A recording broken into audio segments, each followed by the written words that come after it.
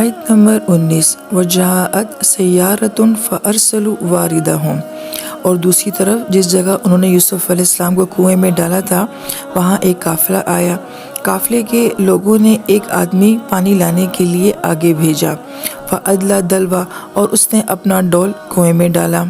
قال یا بشری ھذا غلام، تو وہاں یوسف علیہ السلام کو دیکھ کر وہ پکار اٹھا کہ خوشخبری ہو، یہ تو ایک لڑکا ہے، وَأَسَرُّوهُ بِضَاعَةً، اور قافلے والوں نے انہیں ایک تجارت کا مال سمجھ کر چھپا لیا، واللہ علیم بما یعملون، اور جو کچھ وہ کر رہے تھے اللہ تعالیٰ کو اس کا پورا پورا علم تھا۔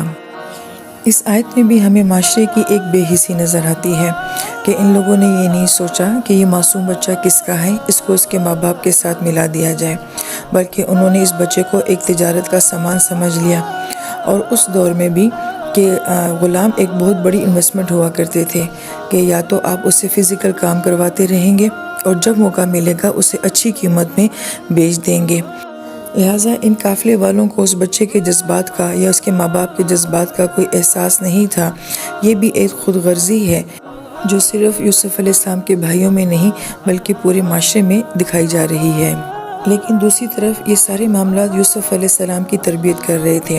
کہ آپ کو ایک گھر کے ماحول سے، باپ کی شفقت سے نکال کے ایک ایسے معاشرے میں لایا جا رہا تھا جہاں آپ لوگوں کو دیکھ رہے تھے کہ باہر کی دنیا کیسی ہے، اور مفسر کرام یہ بھی فرماتے ہیں کہ یوسف علیہ السلام کوئی ایک دفعہ نہیں بکے تھے بلکہ کئی مرتبہ مختلف مارکیٹوں میں بکتے بکتے جو ہیں پھر وہ عزیز مصر تک جو ہے وہ پہنچے تھے، تو پھر کتنے ماحول کو دیکھا ہوگا، کتنے لوگوں کو دیکھا ہوگا، کتنے رویوں کو دیکھا ہوگا، اور پھر یہ سب کچھ جو ہے یہ یوسف علیہ السلام کی تربیت کر رہا ہے۔ اسی سے آپ کو تعبیر الاحادیث کا جو ہے وہ علم بھی ملا کہ جس انسان کا ایکسپوجر جتنا زیادہ ہوتا ہے، جس نے باہر کی دنیا کو زیادہ دیکھا ہوتا ہے یا اسے برداشت کیا ہوتا ہے، تو گویا کہ اس انسان کا پوائنٹ آف ویو اور اس انسان کی زندگی کے تجربات جو ہیں وہ عام لوگوں سے بہت مختلف ہوتے ہیں، تو ان کی تو بے حسی ہے لیکن یہ سارے معاملات یوسف علیہ السلام کی فیور میں ہی جا رہے ہیں۔